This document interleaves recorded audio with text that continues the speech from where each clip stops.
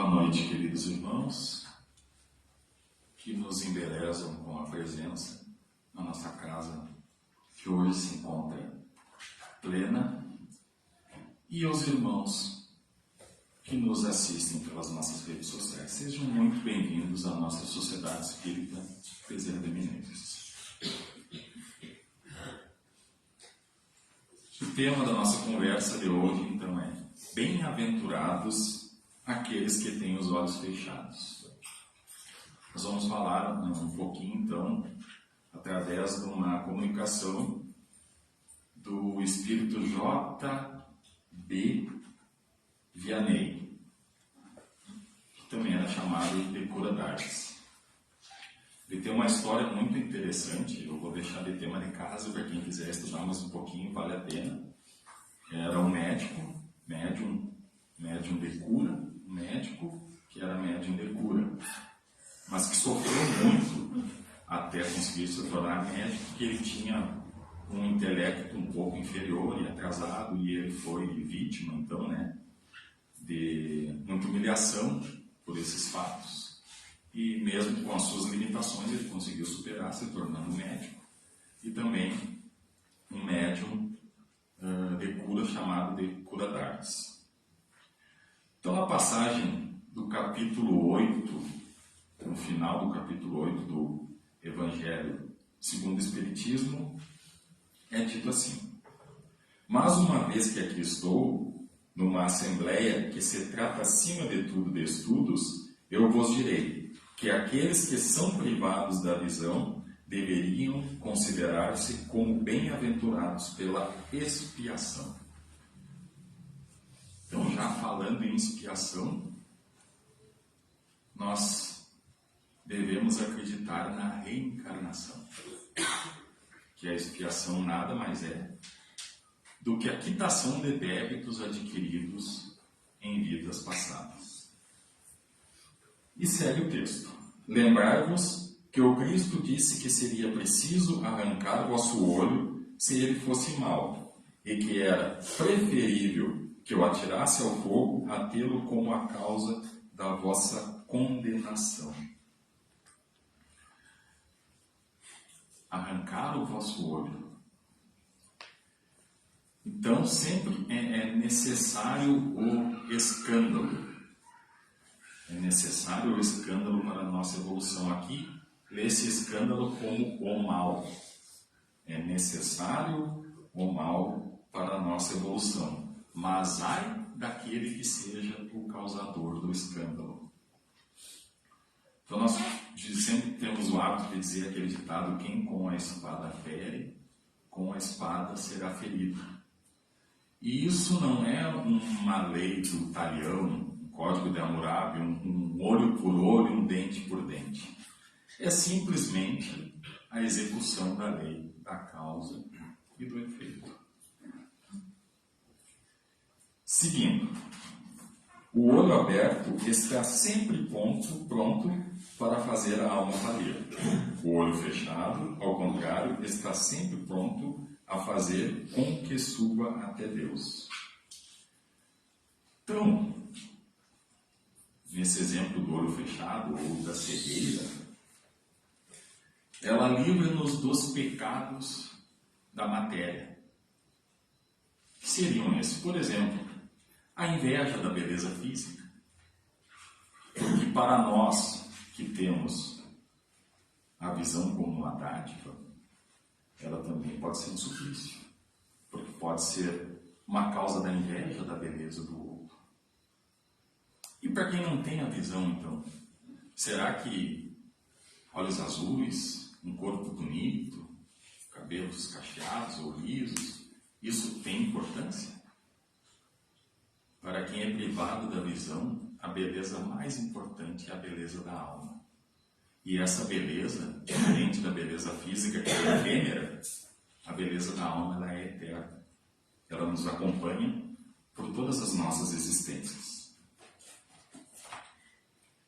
Seguindo, crede-me, meus bons e caros amigos, a cegueira dos olhos, muitas vezes, é a verdadeira luz do coração. enquanto a vista, muitas vezes, é o anjo tenebroso que conduz à morte.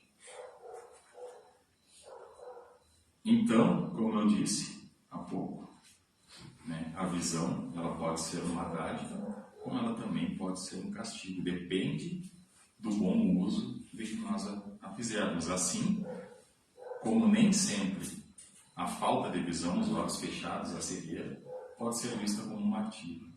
Muitas vezes, ela nos livra de muitos pecados. Seguindo.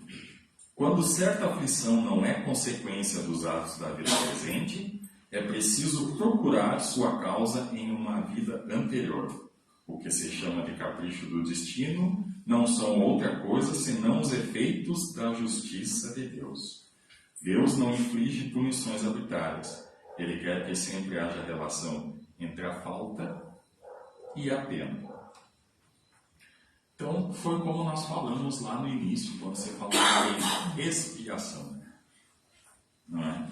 Nós sempre seremos responsabilizados pelo mal que causamos, seja nessa vida ou em vidas anteriores. E segue. Quem matou pela espada, perecerá pela espada. Portanto, se alguém é afligido pela perda da visão, é que a visão foi para ele o motivo pequeno.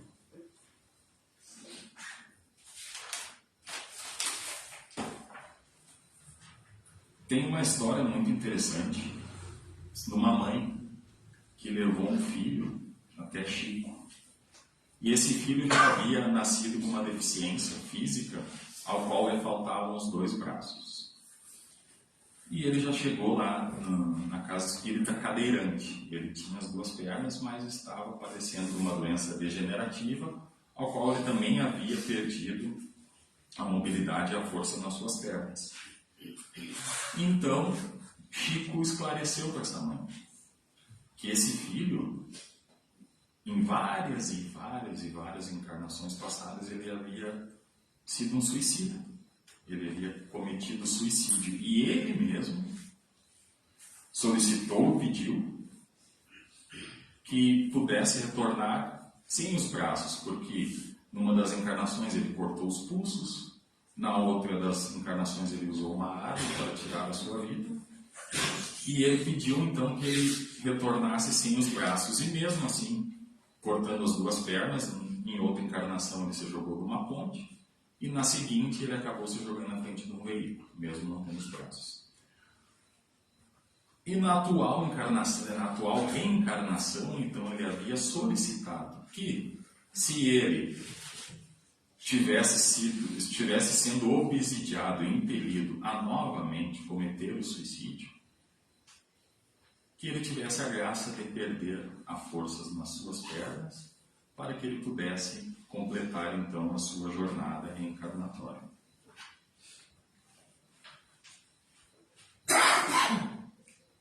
Então, meus irmãos, a doença, muitas vezes, ela funciona como uma esponja. Aquela esponja mesmo, de lavar a louça, então, que está ali com aquele teu prato sujo. Vamos dizer que o prato é o nosso espírito e que a esponja é o nosso corpo físico. Muitas vezes a doença é como uma esponja. Ela vai passar do nosso espírito, do nosso prato, para o nosso corpo físico, para a esponja. Ela vai deixar o nosso espírito limpo e o nosso corpo físico doente, para que possamos passar, desse nosso plano para o plano espiritual, não levando nada de flagelo ou de doença que possa nos impelir a retornarmos na próxima encarnação com alguma marca muito forte no nosso perispírito. Parece não, é difícil da gente aceitar de que a doença muitas vezes é uma dádiva dentro do plano espiritual. E vamos seguir a leitura.